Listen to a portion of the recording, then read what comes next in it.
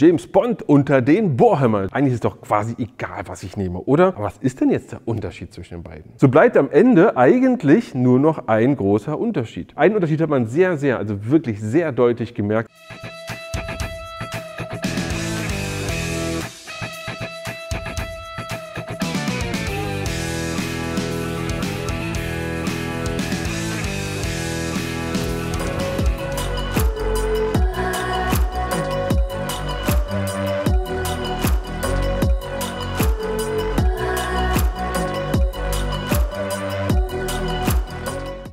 Hallo Werkzeugfans, willkommen bei GoTools TV. Mein Name ist Sebastian und wir testen heute Makita gegen Bosch. Und zwar 3 Joule gegen 3,4 Joule. Und zwar heute wird es ein sehr interessanter Test, denn wir haben hier Bosch mit einem Standard 18 Volt Akku gegen Makita mit 40 Volt. Ja, wir haben das neue Makita 40 Volt System hier und haben das Ganze jetzt hier heute mal hart im Test. Und zwar werden wir einen kompletten Betonblock niedermetern. Und natürlich werden wir auch bohren, und zwar 28 mm in einen Betonblock und das Ganze jeweils natürlich auf Zeit. Ich bin schon sehr gespannt, wer gewinnt, und für euch gibt es auch etwas zu gewinnen, und zwar einen 250-Euro-Gutschein. Alles, was du dazu machen musst, einfach unten in die Kommentare schreiben, wer ist dann euer Gewinner. Aber legen wir los, denn wir haben heute ein Wunschvideo. Denn ich habe den GBH 18V18DC schon mal getestet, und zwar gegen Makita, aber nicht gegen den hier, sondern gegen ein 18 Volt bzw. eigentlich eher ein 36 Volt System, nämlich ein alten Makita mit 2 Akkus drin und so weiter. Fandet ihr irgendwie komisch. Ja? Ihr habt gesagt, Bosch, ey, super, aber Makita sollte man gegen ein anderes Gerät testen, nämlich genau gegen den hier, den neuen 40 Volt von Makita. Aber ist das wirklich ein fairer Test? Wir haben hier ein ganz herkömmliches 18 Volt Gerät, und zwar wir haben hier kein B-Turbo Bosch's Gerät. Wir haben ja auch einen normalen Akku, alles normal, Standard. Klar, ist die neueste Entwicklung von Bosch, aber wir haben hier die wirklich alte Akkutechnologie noch drin und nicht oder kein Procore-Akku. Und ist es dann fair, hier gegen Makita das Ganze zu vergleichen mit einem 40 Volt? Das schauen wir uns heute an. Hier haben wir heute den James Bond unter den Bohrhammer, den HR007G, gegen den GBH 18V28DC. Übrigens hier neu wegen der anderen Form. Ja? Es gibt ja den 26er schon immer, aber der 28er hat hier diese ganz klassische Form von einem Bohrhammer. Ihr kennt das, wo das hier unten aber ein Kabel dran. Hier haben wir jetzt kein Kabel dran, sondern Akku und kommen damit genauso gut voran. Im ersten Video haben wir schon gesehen, das Ding ist genauso gut wie ein kabelgebundenes Gerät. So. Und jetzt testen wir das Ganze gegen ein 40 Volt Gerät. Und die Frage ist ja wirklich, ist das fair? Weil beide sind nagelneue Entwicklungen, aber bei einem 40 Volt Gerät hast du natürlich einen Vorteil. Und zwar, hier kann natürlich viel mehr Energie rausgezogen werden aufgrund des Akkus als bei dem 18 Volt System. Ja? Der Procore hätte hier wieder kein Nachsehen, wenn wir einen Procore nehmen würden, aber das Gerät hier, der 28DC, kann mit Procore nichts anfangen. Also der hat keinen B-Turbo Bosch's Motor, sondern einen herkömmlichen Motor. Und jetzt aber die Frage, warum denn genau diese beiden Geräte? Das ist ganz einfach. Wir haben hier ein Gerät bei Makita, das 3 Joule Schlagenergie hat. Bei Bosch haben wir ein Gerät mit 3,4 Joule Schlagenergie. Und nach oben ist es dann so, dass die nächsten Geräte haben dann 7 oder 8 Joule und so weiter und so fort. Nach unten kann man auch ganz gut das wegdifferenzieren, sodass das hier eindeutig die Konkurrenten sind, die sich gegeneinander beweisen müssen. Aber was kosten die beiden eigentlich hier? 3,4 gegen 3 Joule Schlagenergie. Kostet der auch ein bisschen mehr? Nein.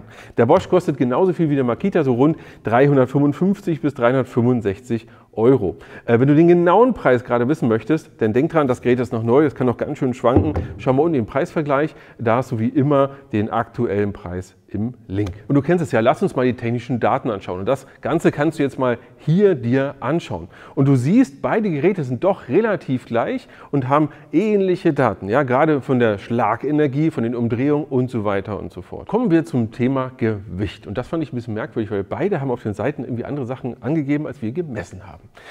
Kommen wir zu Bosch. Bosch gibt das Gerät an mit 3 Kilo. Wir haben das Gerät aber ohne Akku gemessen mit 2,8 Kilo. Wiederum mit einem Procore 5 oder 8 Ampere-Stunden, das ist ja egal, wiegt er 4,05 Kilo, beziehungsweise jetzt hier mit dem Standard-Akku, ja, den ihr nutzen könnt, wo ihr überhaupt kein Problem habt, dieselbe Leistung habt, wiegt das Gerät 3,6 Kilo. Wichtig, 3,6 Kilo. Kommen wir zu Makita und hier ist es so, das Gerät wiegt ohne Akku 3 Kilo, also rund 200 Gramm mehr als das Gerät von Bosch, wiegt aber mit Akku 4,05 Kilo. Kilo. Und denkt dran, macht bitte Folgendes. Schaut euch das Video zu Ende an und dann klickt hier oben auf den Link für unseren Werkzeugvergleich, um auf unsere Werkzeugvergleichsseite raufzugehen. Weil dort findest du nochmal alle technischen Daten auf einen Blick, nicht nur hier im Video, sondern auch dort auf der Seite. Ansonsten geh einfach auf goodtools.de Werkzeugvergleich, da findest du es auch. Und dort kannst du Folgendes machen. Du kannst dort voten, was ist dein Liebling. Und da würde ich mich sehr freuen, wenn du das machst, weil dann wisst ihr auch alle, was ist denn euer Liebling. Weil in den Kommentaren muss man ganz viel nachlesen. Wenn du auf der Werkzeugvergleichsseite drauf guckst, siehst du sofort, wer ist der Publikumsliebling. Das ist doch super, oder? Aber wir haben ja festgestellt, wir haben hier 3 Joule, hier haben wir 3,4 Joule. Eigentlich ist doch quasi egal, was ich nehme, oder? Oder wird eins von beiden besser beim Bohrtest abschließen? Das werden wir gleich sehen. Aber die Frage ist, haben wir noch andere Dinge, die sich die beiden Geräte unterscheiden? Und zwar nicht so wirklich viele. Ja? Beide Geräte kann ich hier einstellen, kann das auf Meißeln stellen, kann das hier auf Bohren stellen, kann auf Bohrmeißeln stellen. Das geht wunderbar bei beiden Geräten ohne Probleme. Ja? Auch bei Bosch hier kann ich das einstellen. Funktioniert. Was die beiden Geräte auch haben, ist Anti-Kickback-Control. Das heißt, ich habe Folgendes, wenn das Gerät sich verkantet, dann würde es ja eigentlich weiter drehen, dann würde sich dann hier mein Arm verdrehen. Ja? In beiden Geräten ist es so, dass wir eine Funktion haben, die dagegen arbeitet. Und zwar, schaut mal hier. Ja, ihr habt gesehen, es hat gezuckt und sofort angehalten. Und ihr seht auch hier vorne steht das. Und hier unten habt ihr eine Kontrollleuchte, die das anzeigt. Ihr könnt natürlich auch jetzt sofort wieder weiterarbeiten. Dasselbe hat Makita auch. Moment. Ja, hier ist es dasselbe. Hier ist vielleicht ein kleinen Tick langsamer oder nicht so sensitiv. Das spielt aber keine Rolle. Wenn echter Kickback kommt, dann geht es auch immer los. Insofern hier kein Unterschied. An beide Geräte könnt ihr übrigens auch eine Absaugung anschließen. Ja? Dafür haben wir hier unten einen Anschluss, kann man hier draufstecken, überhaupt kein Problem. Das Ganze haben wir hier bei Makita auch. Hier unten drunter ist der Anschluss, draufstecken, kein Problem. Haben wir auch. So, wir haben bei beiden Geräten den sogenannten STS Plus Anschluss hier vorne dran. Wenn wir anschließen, könnt ihr anschließen und können dann da entsprechend losarbeiten. Aber was ist denn jetzt der Unterschied zwischen den beiden? Das ist wirklich gar nicht so einfach, denn die beiden Geräte unterscheiden sich doch wirklich wenig. Denn wir haben hier auch hier Rechts-Linkslauf, ja, Rechtslauf, Linkslauf, haben wir hier auch Rechtslauf und Linkslauf, kein Problem. Übrigens merkt man bei beiden Geräten, dass die Hersteller nicht vorgesehen haben, sie im Dauerlauf arbeiten zu lassen. Das heißt, zum Thema Meißeln sind sie scheinbar nicht wirklich gedacht, denn es gibt keine Funktion, um hier den Taster entsprechend festzustellen, dauerhaft, den wir bei etwas größeren Versionen dann durchaus haben. So bleibt am Ende eigentlich nur noch ein großer Unterschied, und zwar der Akku. Ja, denn wir haben hier das 40-Volt-System und wir haben hier das 18-Volt-System. Und ich würde sagen, wir machen jetzt Folgendes. Wir testen jetzt. Jetzt legen wir auch mal los. Und zwar der erste Test wird folgender sein. Wir haben einen großen Betonblock und nehmen einen 28 mm Bohrer, ein Standard STS Plus 28 mm Bohrer, und lassen die beide doch einfach mal denselben Betonblock durchbohren. Mal gucken, was wir da rausbekommen.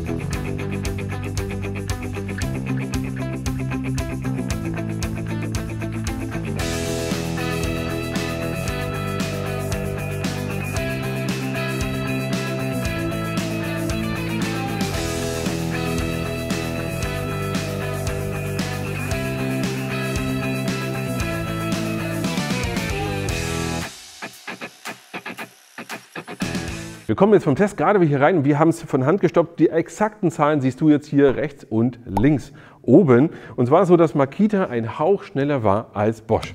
Nach unserer Handmessung mit dem Handy waren es so um die 10 Sekunden, sodass wir hier bei rund 2,50 zu 3 Minuten waren. So in etwa, aber hier stehen nochmal die genauen Zeiten. Sodass wir gesehen haben, der Makita mit 40 Volt ist ja ganz schön gut, aber das ist jetzt 10 Sekunden bei 3 Minuten. Das ist echt nicht viel, ja, was wir da einen Unterschied haben. Aber einen Unterschied hat man also wirklich sehr deutlich gemerkt, und zwar das Antivibrationsverhalten von Bosch. Ich habe es vorhin extra nicht angesprochen. Bosch verspricht ja auch hier, dass es so viel besser Vibrationen dämpft, und genau das ist auch passiert. Das kann man leider nicht zeigen, aber man spürt es beim Arbeiten. Nämlich hier ist es so, wenn ich mich richtig erinnere, dass hier über ein Gegengewicht gearbeitet wird und dadurch wesentlich weniger Vibration an deinen Arm übertragen werden. Ja? Weil du musst ja Folgendes bedenken, hier ist ein Schlagwerk drin, was die ganze Zeit hier so nach vorne und zurück schlägt. Ja, und das geht natürlich auch in deinen Arm rein. Je weniger hier natürlich nach hinten in deinen Arm geht, umso weniger ermüdet dein Arm. Und das haben wir hier ganz stark gemerkt. Der Bosch war wesentlich ruhiger beim Arbeiten, aber einen Hauch langsamer. Jetzt kommt aber der Hardcore-Test. Ihr habt ja gerade den Betonblock gesehen und den werden wir jetzt wirklich niedermetern. Wir haben hier so ein kleines Stück ist ein bisschen untertrieben. Wir haben jetzt ein ordentliches Stück abgetrennt auf dem Betonblock und werden genau dieses Stück von oben nach unten runterarbeiten. Und ich glaube, das wird gar nicht so leicht, und ich denke, das ist für beide eine ganz schöne Herausforderung. Mal gucken, wie lange es dauern wird.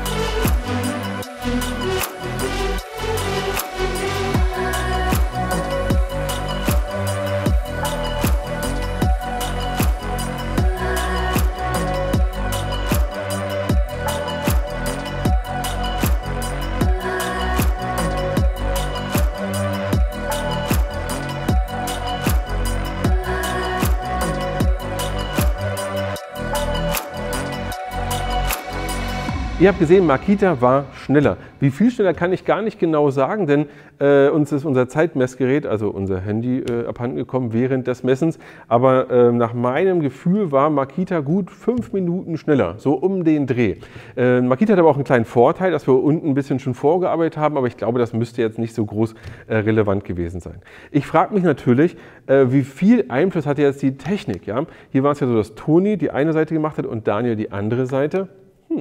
Hat da die Technik auch mit entschieden? Ich kann es nicht sagen. Auf jeden Fall war hier Bosch etwas langsamer. Man muss aber auch wiederum sagen, ich meine, die beiden Geräte sind nicht dafür gedacht, wirklich so viel wegzustemmen. Und ob das für euch relevant ist, müsst ihr selber entscheiden. Ich persönlich, wenn ihr mich fragt, was ist denn mein Liebling, ich wäre auf jeden Fall bei Bosch. Und zwar aus einem Grund, obwohl er hier beim Stemmen schneller war.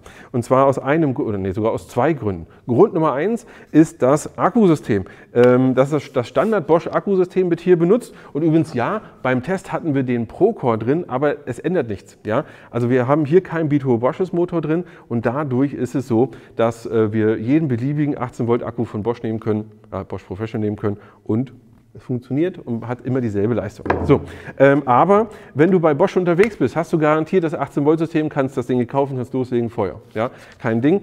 Wenn du bei Makita unterwegs bist, dann wirst du wahrscheinlich eher einen 18-Volt-Akku haben. Ja, und bist vielleicht nicht im 40-Volt-System. Wenn du schon im 40-Volt-System bist, fühl dich frei. Ja? Super Gerät, macht sein Ding, macht einen guten Job, alles gut. Kann man 0,0 gegen das Gerät sagen. Der zweite Grund für mich wäre natürlich hier bei dem hier noch das Thema Vibration.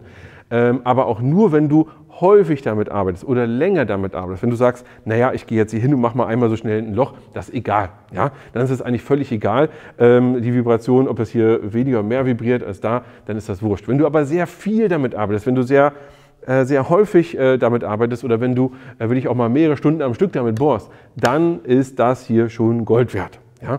Also ganz klares Fazit. Bist du bei Makita schon im 40-Volt-System, kannst du es bedenkenlos kaufen. Wenn du bei Bosch im 18-Volt-System bist, kannst du das bedenkenlos kaufen. Ich denke hier ganz kleines bisschen Nase vorn. Aus meinen Kriterien her, wenn ihr sagt, Stemmen ist euch wichtiger, vielleicht das, schreibt es mal unten in die Kommentare oder geht noch besser in den Werkzeugvergleich, ja, und stimmt dort ab. Ich kann nur noch sagen, ran ans Werkzeug bis zum nächsten Mal und denkt dran, ihr könnt was gewinnen, 250 € Gutschein, wenn ihr unten kommentiert. Bis dann.